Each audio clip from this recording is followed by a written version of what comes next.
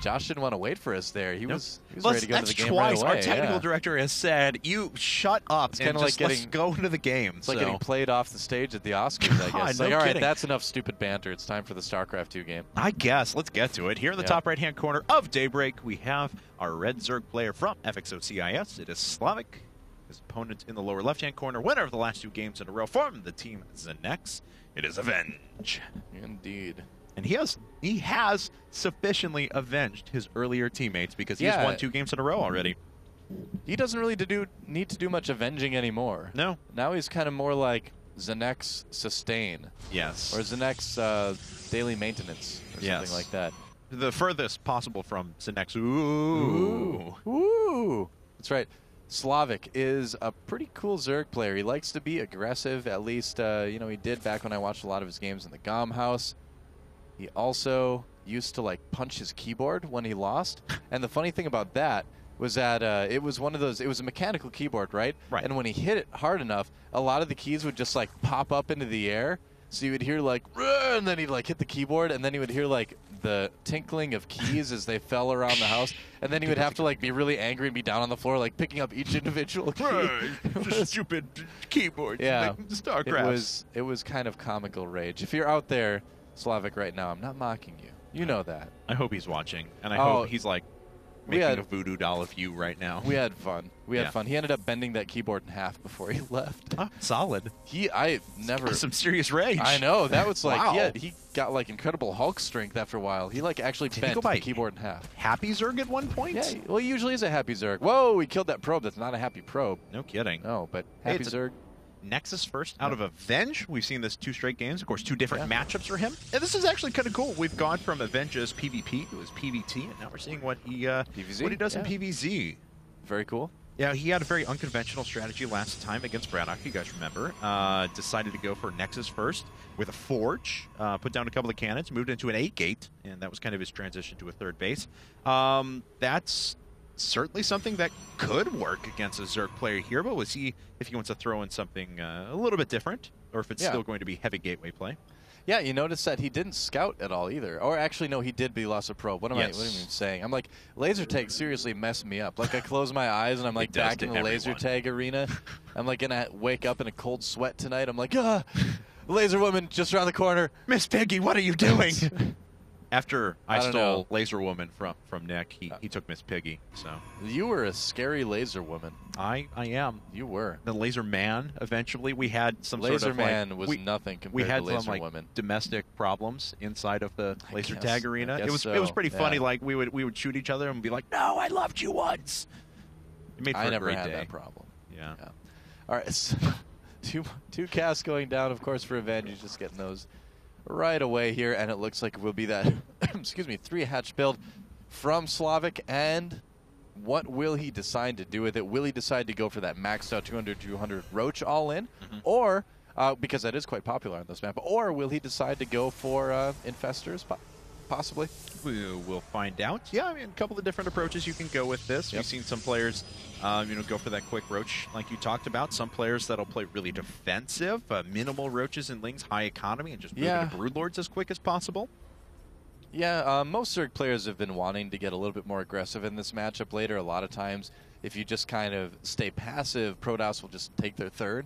And you don't want to be a 3-base Zerg against a 3-base Protoss. That is just no fun at all. So then you're under pressure to like do damage or take your 4th and try to defend it, and it's just kind of an awkward situation. So you're probably going to see some sort of aggression early on from Happy Zerg here. And I'll start that Warp Gate technology here in just a second. There it goes. We'll be able to queue up a Sentry right afterwards. Already has +1 on the way, so everything pretty much hitting on all cylinders for him. Nothing too out of the ordinary. Oh, well, okay, it is important to talk about the really quick 3rd and 4th gas, though. So this offers him a lot of flexibility. Could be Stargate coming up. Could go right into Robo. Could go for just mass Sentry upgrade production.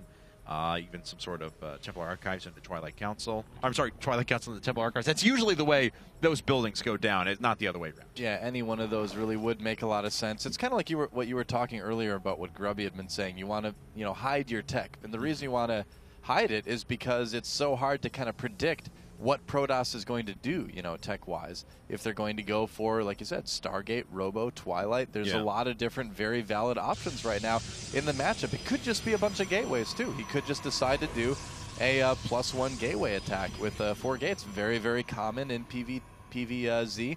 But this could be a bit more sentry heavy. I mean, it's usually you add on some tech when you get that 3rd and 4th gas, but if you don't, you'll just have a lot of sentries.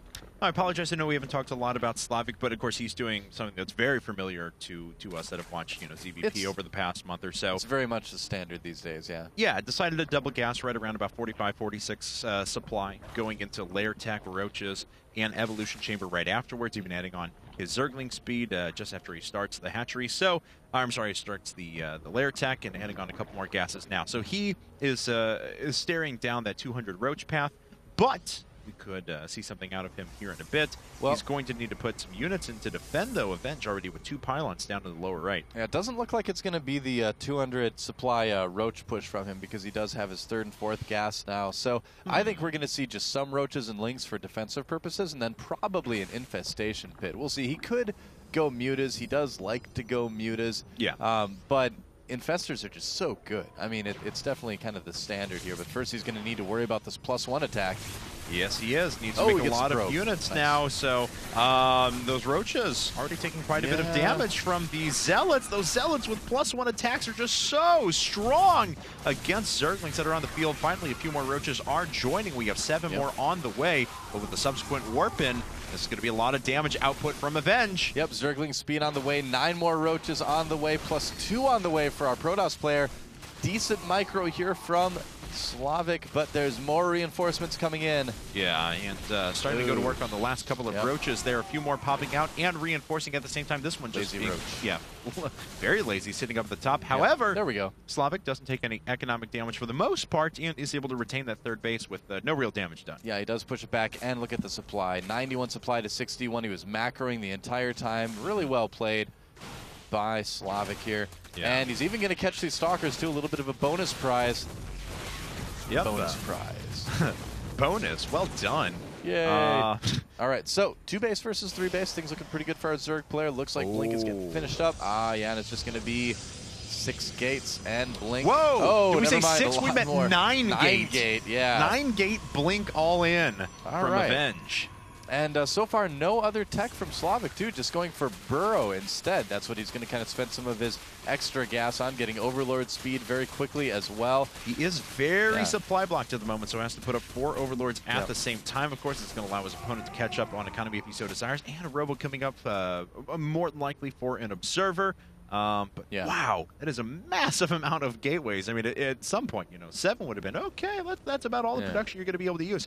I mean, the reason you build additional gateways like that as well is not just so you can use 9 gateways every time you do a warp-in. It's so if your resources start to get a little bit higher, you can throw down 9 units at the same time if you forget to warp in earlier. So yeah. So Happy Zerg / Slavik finds out the hard way. There's a pylon somewhere near his base. Oh, and he does manage to pick off a couple sentries, possibly with this. He gets one. One, yeah. All right, well, it could have gone better. Definitely. But Burrow is done now, so he will be able to take advantage of that a little bit at least. Knows his opponent is probably not going to be doing expanding anytime soon. Right. Yeah. Look at this, though. 130 supply to just 90 for our Protoss players, so he's still in a pretty good spot overall. And Avenge trying to save that pylon, just wants to delay until the rest of the units make their way up there. They're even blinking so they can get in position a little bit quicker. This Stalker's going to have to watch out and blink out of there. It does. A couple more sentries being brought in as well, and he does retain the forward pylon for the time being. A lot more units being brought in for him. But, as we can see, Slavik is going to +2 weapons, has quite a few units on the ground. Yep. All right, so right now, what a lot of this comes down to is control. This is a very strong attack from Avenge. It does have +2 along with it. Still lots of sentries. Avenge has done a great job of keeping those alive for the most part. Oh, trapping some roaches as well.